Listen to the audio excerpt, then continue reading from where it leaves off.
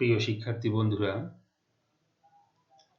সবাইকে শুভেচ্ছা জানিয়ে শুরু করছি আজকের ভিডিও পাঠ। আজকে আমরা বাংলা দ্বিতীয় পত্রের প্রথম ব্যাকরণ অংশের প্রথম যে অধ্যায় রয়েছে উচ্চারণ, আজকে আমরা উচ্চারণের উপর আলোচনা করব। আশা করি সবাই শেষ পর্যন্ত মনোযোগ সহকারে দেখবে এবং শুনবে। তো উচ্চারণের শুরুতে রয়েছে অধ্বনির উচ্চারণ। আমরা আজকের পাঠে অধ্বনির উচ্চারণ নিয়েই কথা বলবো। দেখো শিখন ফলটা একটু দেখে নাও সবাই।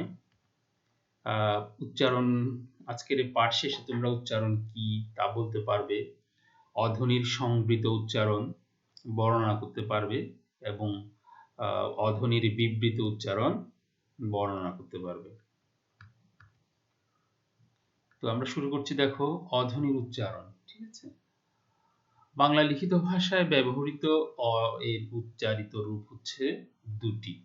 আচ্ছা, আমরা যে অ লেখার ক্ষেত্রে যে অ ব্যবহার করি, সেক্ষেত্রে আমরা দেখব অ এর দুই ধরনের উচ্চারণ রয়েছে।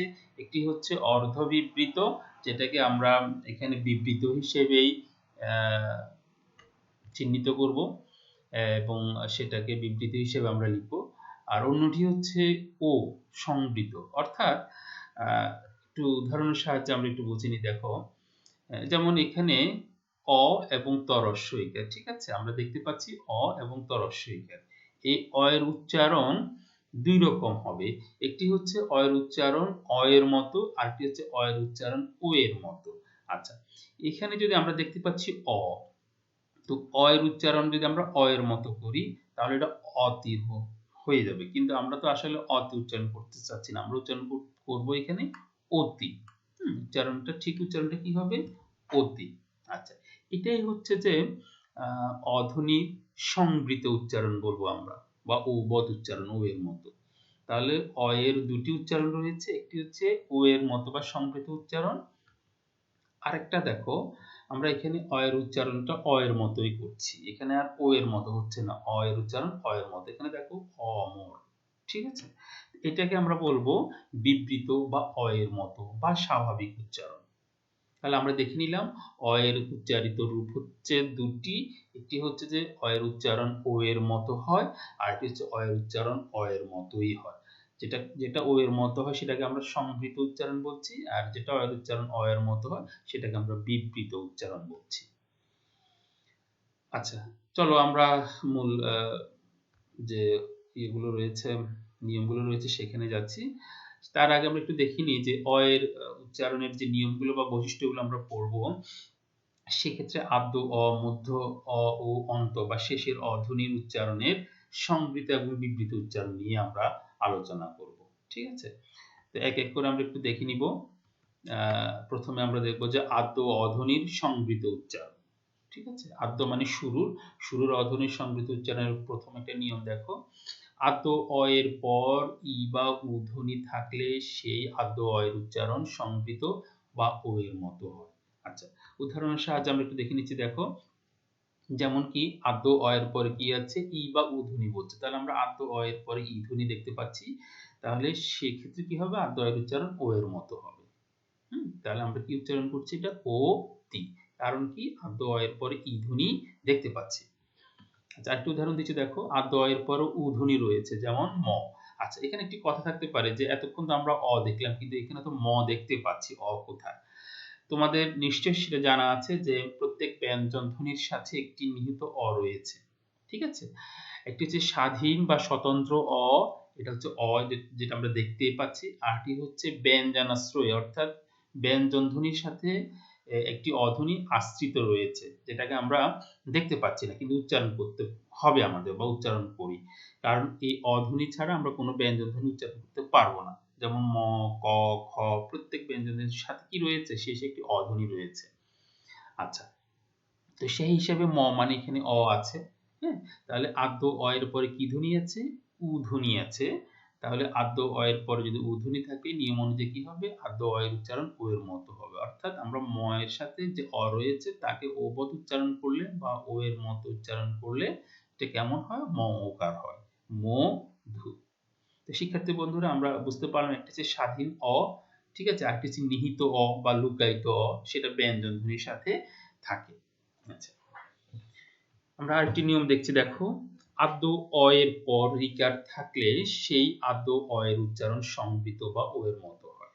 আচ্ছা, তাহলে আদ্য এর পরে রিকার আমরা দেখতে পাবো, যেমন আদ্য অ মানে ম আছে এখানে, তারপরে রিকার রয়েছে, সেই তাহলে কি হবে? নিয়ম অনুযায়ী আদ্য অ এর উচ্চারণ ও এর মতো হবে, ম ওকার মসৃণ। আচ্ছা, তোমাদের এখানে একটা প্রশ্ন জাগতে পারে মনে, যে এখানে আমরা দেখতে পাচ্ছি মূর্ধন্য ন, এখানে দন্ত ন কেন হলো? সেটা আমরা উচ্চারণের ক্ষেত্রে কিছু নিয়ম রয়েছে, যে উচ্চারণে যদি দীর্ঘ ইকারও থাকে, দীর্ঘ উকারও থাকে, সেখানে আমরা দুঃখিত, বানানে যদি দীর্ঘ উকার বা দীর্ঘ ইকারও থাকে, উচ্চারণে আমরা সেটা কি লিখবো? হ্রস্ব ইকার বা হ্রস্ব উকার, সমতা আনার জন্য আরকি এখানে। তারপর যেখানে যদি মূর্ধন্য ন থাকে, সেটা আমরা দন্ত ন লিখবো। আর দন্ত ন থাকলে তো দন্ত ন লিখবই। অর্থাৎ দন্ত ন অথবা মূর্ধন্য ন যেটাই থাকুক, উচ্চারিত রূপে আমরা সেটা দন্ত ন লিখব। তাহলে আশা করি তোমাদের বিষয়টি বুঝে আসছে। আমরা এখানে বানানে মূর্ধন্য থাকলেও উচ্চারণে আমরা কি লিখব? দন্ত ন লিখব। আচ্ছা, তাহলে আমরা কি দেখতে পেলাম? যে আদ্য অ এর পরে যদি রিকার থাকে, আদ্য অ এর উচ্চারণ কিসের মতো হয়? ও এর মতো হয়। তাহলে মসৃণ। আমরা এখানে অনেকে ভুল করে মসৃণ উচ্চারণ করি, রিকার থাকলে দ্বিত্ব উচ্চারণ করি। আসলে রিকার যুক্ত ব্যঞ্জন ধ্বনির কোনো কি হবে না? দ্বিত্ব উচ্চারিত হবে না, ঠিক আছে? মসৃণ। তারপর দেখো বক্তৃতা, ঠিক আছে? এখানে কয়ত আর রিকার রয়েছে, তাহলে আদ্য অ মানে ব, ব এর মধ্যে কি আছে? নিহিত অ আছে, সেই হিসেবে এখানে আদ্য অ রয়েছে। আদ্য অ এর পরে রিকারে দেখতে পাচ্ছি, তাহলে আদ্য অ এর পর যদি রিকার থাকে, তাহলে আদ্য অ এর উচ্চারণ ও এর মতো হয়েছে, বক্তৃতা।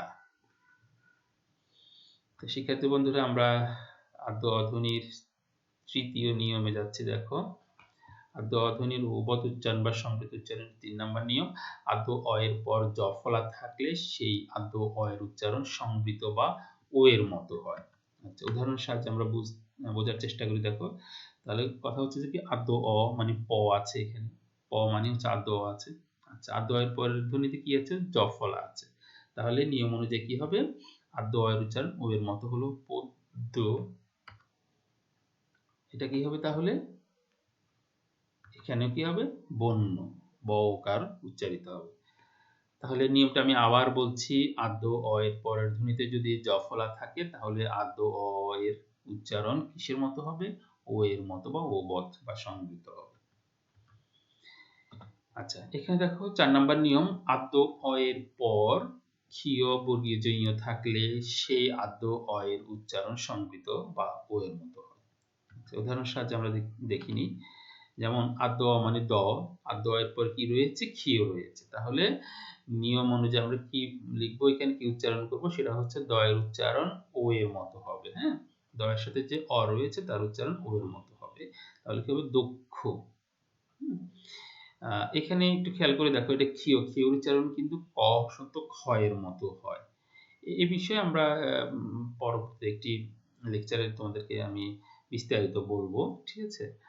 কোন ধ্বনির উচ্চারণ কেমন হয়, এগুলো আমি একটু দেখিয়ে দিব। তো আমরা একটু এখন মানে অ কিভাবে ও এর মতো উচ্চারিত সেটা আমরা দেখে নিচ্ছি। তাহলে দ, সেখানে অ রয়েছে, তাহলে এই অ এর উচ্চারণ অ এর মতো না হয়ে সেটা ও এর মতো হয়েছে, সেজন্য আমরা দ ওকার লিখলাম।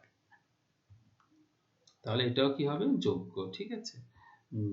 তো জয়ের কি আছে? অ, জ মানে অ ধ্বনি রয়েছে, তাহলে অ এর পরে বর্গীয় যে ঞ আছে, সেজন্য অ এর উচ্চারণ ও এর মতো হয়েছে। আর এখানেও আমরা দেখতে পাচ্ছি যে অন্তঃস্থ জ, কিন্তু আমরা বর্গীয় জ লিখলাম কেন? এখানেও আমরা একই কথা বলবো, সেটা হচ্ছে বানানে যদি বর্গীয় জ অথবা অন্তঃস্থ জ যেটাই থাকুক, সেটা আমরা উচ্চারিত রূপে বর্গীয় জই লিখিব, ঠিক আছে? আচ্ছা, শিক্ষার্থী বন্ধুরা আমরা এখন ৫ নাম্বার নিয়মে যাচ্ছি, দেখো। আদ্য অ ধ্বনির সংবৃত উচ্চারণের ৫ নম্বর নিয়ম, র ফলা যুক্ত আদ্য অ এর উচ্চারণ সংবৃত বা ও এর মতো হয়। কিভাবে? যেমন এখানে আদ্য অ গ, কিন্তু এখানে কি রয়েছে? র ফলা রয়েছে। তাহলে র ফলা যুক্ত আদ্য অ, সেটার উচ্চারণ কিসের মতো হবে? ও এর মতো হবে। এই যে দেখো, গ্রহ, গ্রহ নয়, এটা কি হয়েছে? গ্রহ। ঠিক আছে, গ এর রফলার সাথে ও পর ওকার যোগ করে আমরা উচ্চারণটি করছি। তাহলে দেখো এখানেও একইভাবে তাহলে কি হবে, ব এর রফলা রয়েছে, ব মানে অ এর সাথে রফলা রয়েছে, তাহলে এখানে উচ্চারণ হবে ব্রত, ব এর রফলা ওকার। আরেকটি নিয়ম দেখো, সাধুরীতিতে ই ধ্বনি ছিল এমন ক্রিয়াপদ এবং বিশিষ্ট শব্দের বানানে চলিত রীতিতে ই ধ্বনি বিলুপ্ত হলেও পূর্ববর্তী প্রভাবে আদ্য অ এর উচ্চারণ প্রায়শ ও এর মতো হয়। বিষয়টিকে একটি উদাহরণের সাহায্যে আমরা দেখো, সাধুরীতি, তাহলে এখানে করিব, হ্যাঁ, এটি হচ্ছে যে ক্রিয়াটির সাধুরীতি বা সাধুরূপ, এটা চলিত রীতিতে আমরা উচ্চারণ করি করব, ইটা বাদ গিয়েছে।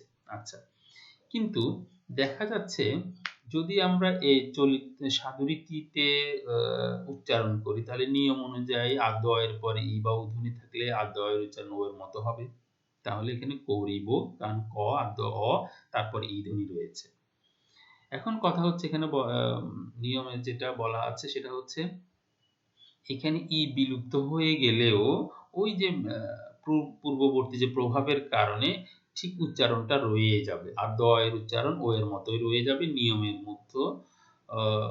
নিয়মের মধ্যে যেটা আছে যে আদ্য অ এর পরে ই বা উদ্ধৃতি থাকলে আদ্য অ এর উচ্চারণ ও এর মতো হবে, সেভাবে উচ্চারিত হবে, যদিও এখানে ই ধ্বনিটি নেই, বিলুপ্ত হয়ে গেছে।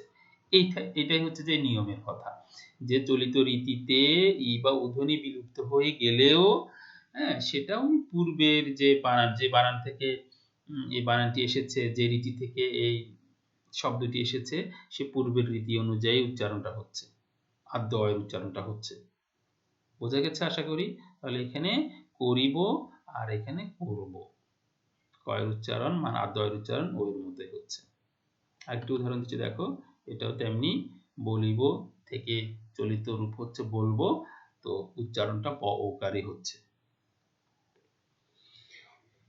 শিক্ষার্থী বন্ধুরা, আমরা আদ্য অধ্বনির সংবৃত উচ্চারণের নিয়মগুলো দেখলাম, তোমরা একটু ভালো করে পড়ে নিবে। আমরা এখন মধ্য অধ্বনির সংবৃত উচ্চারণের কয়েকটি নিয়ম দেখে নিব।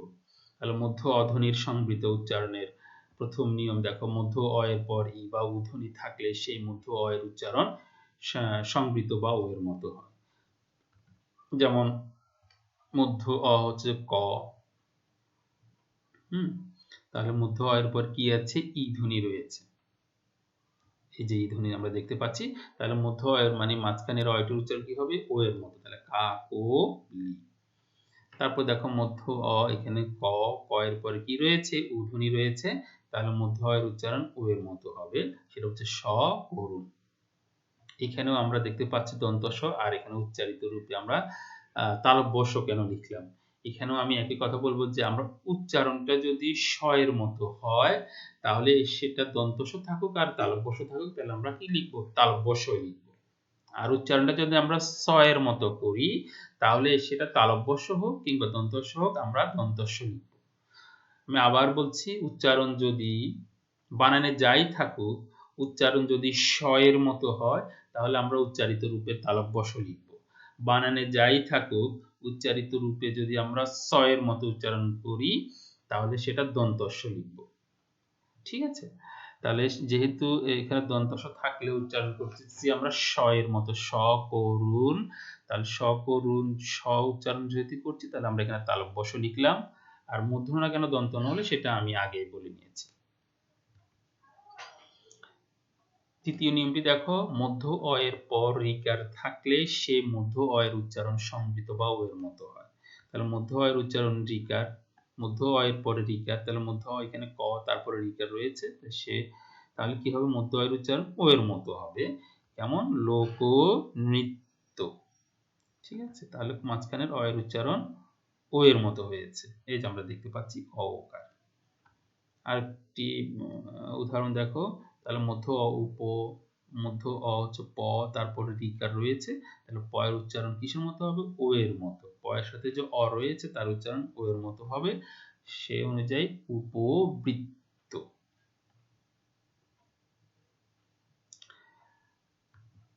তাহলে মধ্য অধ্বনির সংবৃত উচ্চারণের আমরা ৩য় নম্বর নিয়মটি আমি দেখতে পাচ্ছি। দেখো, মধ্য অ এর পরের ধ্বনিতে জ ফলা থাকলে সেই মধ্য অ এর উচ্চারণ সংবৃত বা ও এর মতো হয়। আচ্ছা, দেখো মধ্য অ ড, তাহলে তার পরের ধ্বনিতে জ ফলা রয়েছে, তাহলে এই দ এর সাথে যে অ রয়েছে তার উচ্চারণ ও এর মতো হবে। ঠিক এরকম দেখো, অদম্য, অদম্য। আচ্ছা, আরেকটি উদাহরণ দিচ্ছি দেখো, যেমন আলস্য, তাহলে মধ্য অ ল, তারপর কি রয়েছে, জ ফলা রয়েছে। হ্যাঁ, তাহলে নিয়ম অনুযায়ী ল মানে অ এর উচ্চারণ ও এর মতো হচ্ছে ল ওকার। আরেকটি নিয়ম দেখো, মধ্য অ এর পর ক্ষীয় বা বর্গীয় জ থাকলে সে মধ্য অ এর উচ্চারণ ও এর মতো হয়। কেমন? যেমন দেখো, মধ্য অ দ, তারপর ক্ষীয় রয়েছে, তাহলে মধ্য অ এর উচ্চারণ ও এর মতো হচ্ছে অদক্ষ। তারপর মধ্য অ ব, তারপর বর্গীয় জ রয়েছে, তাহলে কি হবে এখানে উচ্চারণটি? মধ্য অ বা ব এর উচ্চারণ ও এর মতো হচ্ছে, দেখো, অবজ্ঞা।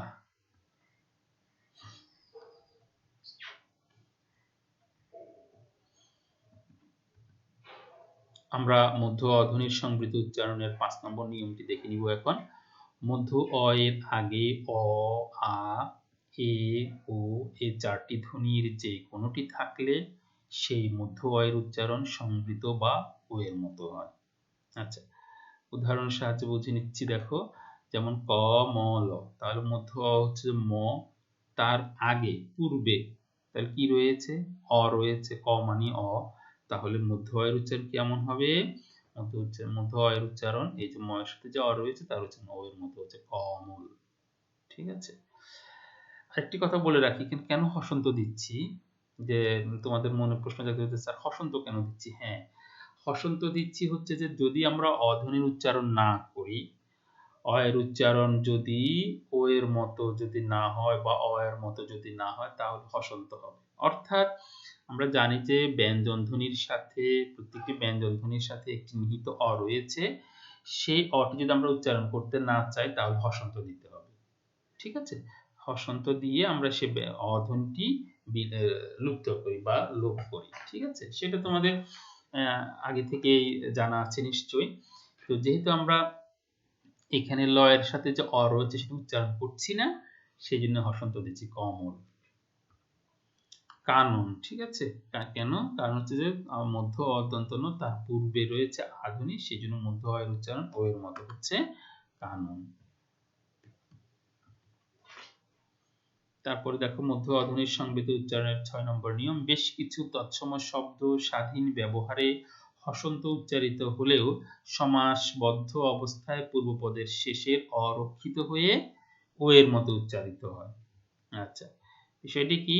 বিষয়টি হচ্ছে যে কিছু তৎসম শব্দ স্বাধীনভাবে হসন্ত উচ্চারিত হয়, যেমন পথ, ঠিক আছে? কিন্তু সেটা সমাসবদ্ধ হওয়ার ফলে এই পথটা শেষের অটা রক্ষিত হলো, পথ হয়ে যাবে এবং সেটা ও এর মতো উচ্চারিত হচ্ছে। ঠিক এরকম দেখো, পথচারী। আমরা পথ শব্দটি আলাদা করে উচ্চারণ করলে কি হবে? থ এর সাথে হসন্ত উচ্চারণ করি, অর্থাৎ অ উচ্চারণ করি না। কিন্তু যদি এটা সমাসবদ্ধ হয় তখন সেটা অ উচ্চারণ করব এবং সেটির নিয়মের মধ্যে পড়ে সেটা অটা ও এর মতো উচ্চারণ করব আমরা। ঠিক আছে? তাহলে পথ হয়ে গেল পথচারী। তাহলে আমরা এখানে সমাসবদ্ধ হওয়ার ফলে পথটাকে উচ্চারণ করতেছি পথ। আরেকটু উদাহরণ দিচ্ছি, যেমন দেখো, বন, কিন্তু আমরা উচ্চারণ করতেছি যে বনলতা। বন হয়ে গেল বন, তারপরে লতা। ঠিক আছে? শিক্ষার্থী বন্ধুরা, আমরা এখন অন্ত অধ্বনির সংবৃত উচ্চারণের নিয়মগুলো পড়ব, অর্থাৎ শেষের অধ্বনি কিভাবে ও এর মতো উচ্চারিত হয়। প্রথম নিয়মটি দেখো, ত ও ইত প্রত্যয়ান্ত শব্দ বিশেষণ হলে অন্ত অ এর উচ্চারণ সংবৃত বা ও এর মতো হয়। তাহলে ত বা ইত প্রত্যয় যোগে গঠিত শব্দ সেটা যদি বিশেষণ হয় তাহলে সে অন্ত শেষের অ এর উচ্চারণ ও এর মতো হবে। তাহলে দেখো, চল যোগ ইত, তাহলে কি হলো? চলিত। প্রথম আদ্য অ এর উচ্চারণ ও কেন হয়েছে, ওবোধ কেন হয়েছে, সেটা আমরা জানি যে আদ্য অয়ের পরে ই বা উধ্বনি আছে সেজন্য। আর আমাদের নিয়মের কথা হচ্ছে ত বা ইত প্রত্যয়, হ্যাঁ শব্দটি ইত প্রত্যয় দ্বারা গঠিত শব্দ, সেই জন্য অন্ত অ এর উচ্চারণ কি হয়েছে? ওকার হয়েছে, ওবত হয়েছে। আচ্ছা, তাহলে এমনিতে এটি মৃত, মৃত ত প্রত্যয় দ্বারা গঠিত শব্দ, সেই জন্য মৃত, মৃত নয়। হ্যাঁ, শেষের অটি ও এর মতো উচ্চারিত হচ্ছে, যার ফলে আমরা এভাবে লিখব মৃত। তৃতীয় নিয়মটি দেখো যে বিশেষ্যের শেষে হ থাকলে অন্ত এর উচ্চারণ ও এর মতো হয়। বিশেষ্যের শেষে যদি হ থাকে, যেমন দেখো বিবাহ একটি বিশেষ শব্দ, তার শেষে হ ধ্বনি রয়েছে, সেজন্য হ মানে হ এর সাথে অ রয়েছে, অ এর উচ্চারণটি ও এর মতো হবে। কেমন? বিবাহ। আরেকটি উদাহরণ দিচ্ছি, যেমন সমীহ। ঠিক আছে, হ রয়েছে কিন্তু হ মানে অ এর উচ্চারণটি ও এর মতো হচ্ছে। শিক্ষার্থী বন্ধুরা, আমরা অন্ত ধ্বনির ওবত উচ্চারণের তৃতীয় নিয়মটি আমরা দেখব। এখন দেখো, শব্দের শেষের অন্তস্থ অ এর ঠিক পূর্বে ই বা এ ধ্বনি থাকলে অন্ত এর উচ্চারণ সংবৃত বা ও এর মতো হয়। তাহলে কি, শব্দের শেষে যদি অন্তস্থ অ থাকে, আমরা দেখতে পাচ্ছি শব্দের শেষে অন্তস্থ অ রয়েছে, তার ঠিক পূর্বে এ ধ্বনি রয়েছে, এই যে, তাহলে কি হবে? এটির উচ্চারণ হবে অন্ত অ, অর্থাৎ অন্ত অ এর বা শেষের অ এর উচ্চারণ ও এর মতো হচ্ছে, শ্রেয়। ঠিক আছে, তারপরে দেখো শেষে অন্তস্থ অ রয়েছে, তার পূর্বে ই ধ্বনি রয়েছে, তাহলে শেষের অ এর উচ্চারণ ও এর মতো হচ্ছে, প্রিয়।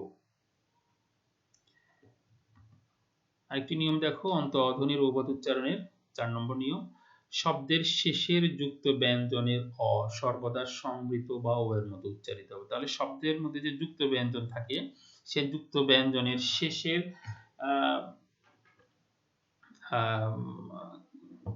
শেষের ধ্বনিটি ও এর মতো উচ্চারিত হবে। যুক্ত ব্যঞ্জনের মধ্যে যে দুটি বা যে কয়টি ব্যঞ্জন মিলে কি হলো, যুক্ত ব্যঞ্জন গঠিত হলো, ঠিক শেষের ব্যঞ্জনটির ওবদ উচ্চারিত হয়, শেষের ব্যঞ্জনের অ এর উচ্চারণটি ওবদ উচ্চারিত হয়। এটি হচ্ছে মূল কথা। যেমন বঙ্গ, এখানে দেখো যে উ এবং গ, তো উ হসন্ত গ, গ এর সাথে অ আছে, সেজন্য গ ওকার উচ্চারিত হচ্ছে। তো আমরা বলছি যে যুক্ত ব্যঞ্জনের অন্ত অটি বা শেষের অটি কি হচ্ছে, ওবত বা ও এর মতো উচ্চারিত হচ্ছে। একটু উদাহরণ দেখো, যেমন দন্ত। ঠিক আছে, নয়তো, তো তটি শেষে রয়েছে, সেই জন্য ত এর সাথে অ আছে, এই অ এর উচ্চারণ ওবত হচ্ছে বা ও এর মতো হচ্ছে।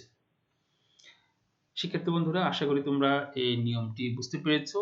আমরা এখন অন্ত অধ্বনির সংবৃত উচ্চারণের 5 নম্বর নিয়মটি দেখব। অন্ত অ এর পূর্বে অনুস্বার অথবা বিসর্গ থাকলে সেই অন্ত অ এর উচ্চারণ সংবৃত বা ও এর মতো হয়। কি রকম? দেখো, যেমন অন্ত অ স, এখানে অ রয়েছে, অন্ত শেষের অ, শেষের অ এর ঠিক পূর্বে কি রয়েছে, অনুস্বার রয়েছে, তাহলে কি হবে, অন্ত অ এর উচ্চারণ ও এর মতো, বংশ। ঠিক আছে, তাহলে আমি এখানে উ হসন্ত দিলাম কেন? এখানে একটি তোমাদের মনে প্রশ্ন জাগতে পারে। আসলে অনুস্বার এগুলো হচ্ছে পরাশ্রয়ী বর্ণ, অনুস্বার হিসেবে এগুলো এখানে এটার নিচে হসন্ত ব্যবহার করা যায় না। তো এটার উচ্চারণ আর উ এর উচ্চারণ ঠিক একই, সেজন্য আমরা উ দিয়ে হসন্ত লিখলাম, বংশ। ঠিক ঠিক আছে। আচ্ছা, পরে আরেকটি উদাহরণ দেখো, যেমন দুঃখ, তাহলে শেষের অ, তার পূর্বে রয়েছে বিসর্গ, তাহলে শেষের অ এর উচ্চারণ ও এর মতো হচ্ছে, দুঃখ।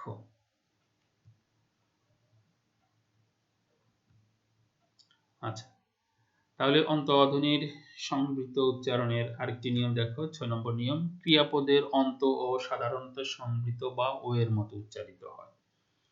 ক্রিয়াপদের অন্ত অ, তাহলে দেখো ক্রিয়াপদ যা ব, অন্ত অ রয়েছে এখানে, ব এর সাথে শেষের অটি ও এর মতো উচ্চারিত হচ্ছে, এরকম করে যাব, বলল। ঠিক আছে, আশা করি আমরা বুঝতে পেরেছি। আমরা এখন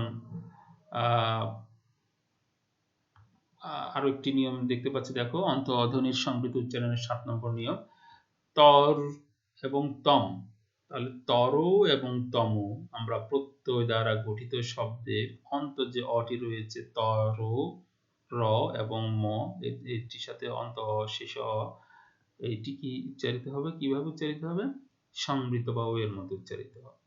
যেমন দেখো উচ্চতর, কেমন? তাহলে উচ্চ যোগ তর, তর প্রত্যয় দ্বারা, তম প্রত্যয় দ্বারা গঠিত শব্দের শেষের অটি ও এর মতো উচ্চারিত হচ্ছে। র এর সাথে অ আছে, তা সেটি কিসের মতো উচ্চারিত হচ্ছে? ও এর মতো। তেমনি করে প্রিয়তম, তাহলে প্রিয়তম। ঠিক আছে, আমরা বুঝতে পেরেছি। শেষ নিয়মটি আমরা দেখতে পাচ্ছি, দেখো পূর্বে বিসর্গ ছিল কিন্তু প্রমিত বানানে তা লুপ্ত হয়েছে এমন শব্দের অন্ত সাধারণত সংবৃত বা ও এর মতো উচ্চারিত হয়। বিষয়টা কি? আমরা জানি যে বানানের মধ্যে পূর্বে মূলত প্রধানত প্রায়শ অর্থাৎ শেষে বিসর্গ, কিছু শব্দের শেষে বিসর্গ উচ্চারিত হতো এবং লেখাও হতো। কিন্তু প্রমিত বানানে সেটা লেখাও হয় না এবং উচ্চারিতও হয় না। হ্যাঁ, তো এরকম শব্দের অন্ত অ, অর্থাৎ এখানে যে শেষের অ, ত এর সাথে জ রয়েছে তা ও এর মতো উচ্চারিত মূলত। ঠিক আছে, মূলত। ক্রমশ, আমরা বুঝতেই পারছি ক্রমশ ছিল আগে, কিন্তু এখন ক্রমশ উচ্চারিত হচ্ছে, যেহেতু বিসর্গ নেই সেজন্য অন্ত অটি ও এর মতো উচ্চারিত হচ্ছে। শিক্ষার্থী বন্ধুরা, মধ্য এবং অন্ত অধ্বনির সংবৃত উচ্চারণের নিয়মগুলো আমরা পড়লাম। আমরা এখন অধ্বনির বিবৃত উচ্চারণের কয়েকটি নিয়ম আমরা পড়ব। বিবৃত মানে হচ্ছে যে স্বাভাবিক অ এর মতো উচ্চারণ যেটা হয় সেটাকে আমরা বিবৃত আর সংবৃত। সংবৃত আর বিবৃতটা কি আমি আরেকটু তোমাদেরকে বলে রাখছি। সংবৃত মানে হচ্ছে যে একটু প্রসারিত, হ্যাঁ, ঠোঁটের যে আমরা উচ্চারণ করার সময় যে ঠোঁটের যে আকৃতিটা কেমন হয় সেটা হচ্ছে একটু যদি প্রসারিত হয় সেটা হচ্ছে বিবৃত, আর যদি একটু সংকুচিত হয় তাহলে সেটা হচ্ছে যে সংবৃত, অর্থাৎ ঠোঁটের অবস্থান। তো আমরা এতক্ষণ যে অধ্বনির সংবৃত উচ্চারণ পড়েছি, অর্থাৎ অধ্বনির উচ্চারণ করতে গিয়ে ঠোঁটটি যদি একটু সংকুচিত হয়ে আসে, একটু গোল হয়ে আসে, সেই ধরনের উচ্চারণগুলোকে আমরা সংবৃত উচ্চারণ বলছি। আর তুলনামূলকভাবে যদি একটু প্রসারিত হয় সেটাকে আমরা বিবৃত উচ্চারণ বলছি, অর্থাৎ অ এর মতো। দেখো ও এবং অ এই দুটি উচ্চারণ করতে গিয়ে ও উচ্চারণ করতে গিয়ে ঠোঁটের অবস্থান একটু গোল হয়ে আসছে, আর অ উচ্চারণ করতে গিয়ে তুলনামূলকভাবে একটু প্রসারিত হয়ে আসছে। সেই জন্য অ ধ্বনির এটি অর্ধ বিবৃত উচ্চারণ বলে, কিন্তু আমরা লেখার ক্ষেত্রে এখানে বিবৃত উচ্চারণই লিখব। তো প্রথম নিয়মটি দেখো, না বোধক অ উপসর্গ এবং সহবাস সহিত অর্থে স উপসর্গের অ এর উচ্চারণ স্বাভাবিক বা বিবৃত হয় বা অ এর মতো হয়। যেমন দেখো অ আর এখানে ধীর, খেয়াল করে দেখো এই অটি একটি উপসর্গ এবং এটি না বোধক অ উপসর্গ, অর্থাৎ ধীর আর অধীর। খেয়াল করো ধীরের বিপরীত হচ্ছে অ, না বোধক অ উপসর্গ এটি। প্রথমত অ একটি উপসর্গ, দ্বিতীয়ত হচ্ছে এটি না বোধক অ উপসর্গ, ধীরের বিপরীত অধীর। তাহলে আমরা পড়েছিলাম যে আদ্য অ এর পরে ই বা উধ্বনি থাকলে সে আদ্য অ এর উচ্চারণ ও এর মতো হয়, কিন্তু এখানে আদ্য অ এর পরে কি রয়েছে? ই ধ্বনি থাকা সত্ত্বেও অ এর উচ্চারণ অ এর মতো হচ্ছে কেন? কারণ এটি হচ্ছে একটি উপসর্গ এবং না বোধক অ উপসর্গ, সেই জন্য এই উচ্চারণ হচ্ছে অধীর। অধীর হলে ভুল হবে, এখানে অধীর উচ্চারণ করতে হবে। তেমনি করে দেখো সহবাস সহিত অর্থে এখানে স রয়েছে, সবিনয়, বিনয়ের সাথে, বিনয়ের সহিত, তো সেই জন্য স এর উচ্চারণটি অ এর মতোই হচ্ছে, স্বাভাবিক হচ্ছে, যেটাকে আমরা বিবৃত বলে থাকছি।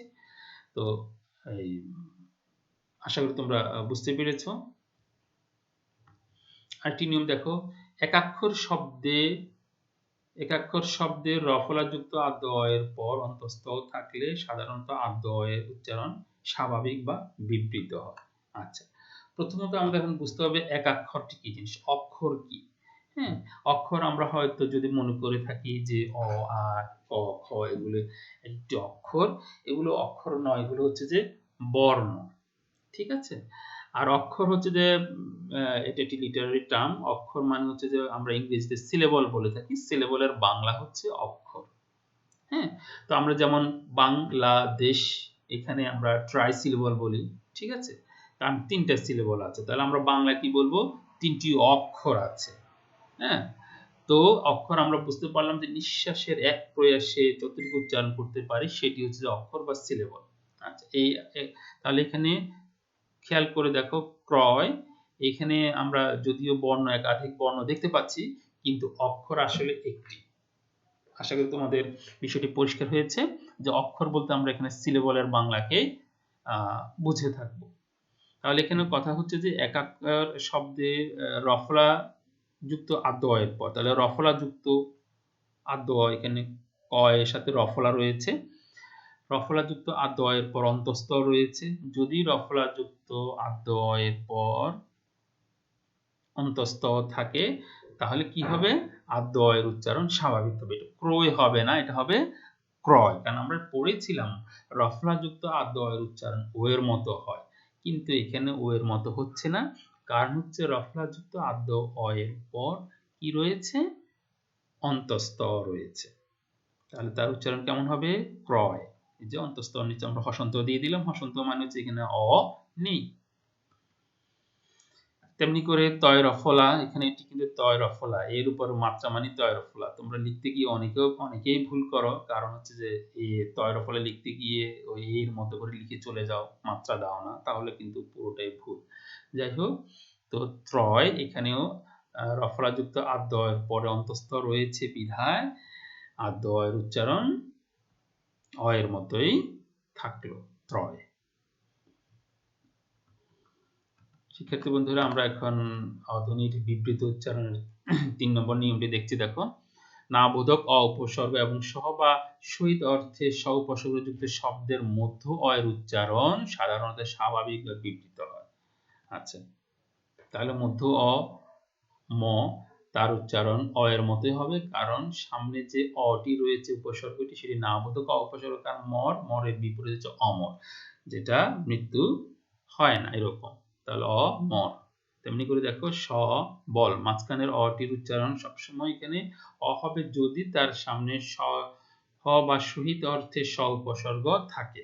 যেমন তোমরা সজীব, ঠিক আছে, সজীব হবে না, সজীব সেটা তো অবশ্য আদ্য এর ক্ষেত্রে গিয়েছে, এটা মধ্য অ, ব, ঠিক আছে, তার সাথে অ রয়েছে, তার মধ্য অ যদি সেখানে সামনে যদি কি থাকে, পূর্বে যদি সহ বা সহিত অর্থে স উপসর্গ কিংবা নাবোধক অ উপসর্গ থাকে, তাহলে তার উচ্চারণ কেমন হচ্ছে? অ এর মতোই হচ্ছে, স্বাভাবিক হচ্ছে, স বল। ৪ নম্বর নিয়ম দেখো, সমাসবদ্ধ শব্দের পূর্বপদের আদ্য অধ্বনির উচ্চারণ স্বাভাবিক বা বিবৃত হয়। আচ্ছা, তাহলে কি সমাসবদ্ধ শব্দ সদিচ্ছা? হ্যাঁ, তাহলে এই যে পূর্বপদের যে আদ্য অধ্বনি রয়েছে তার উচ্চারণ স্বাভাবিক হচ্ছে। এখন দেখো, নিয়ম অনুযায়ী আমরা বলেছিলাম আদ্য এর পরে ই ধ্বনি থাকলে আদ্য এর উচ্চারণ ও এর মতো হবে, কিন্তু এখানে হচ্ছে না, কারণ এটি সমাসবদ্ধ শব্দ এবং সেটি না আদ্য এর উচ্চারণ অ এর মতোই হচ্ছে। আরেকটু উদাহরণ দিই, যেমন স্বরূপ, এখানেও আদ্য এর পরে উ ধ্বনি থাকা সত্ত্বেও আদ্য এর উচ্চারণ অ এর মতো হচ্ছে, স এর উচ্চারণ স এর মতো হচ্ছে, দেখো, স্বরূপ। ৫ নম্বর নিয়মটি দেখো, অস্বরধ্বনি যুক্ত একাক্ষর শব্দের অ এর উচ্চারণ স্বাভাবিকভাবে বিবৃত হয়।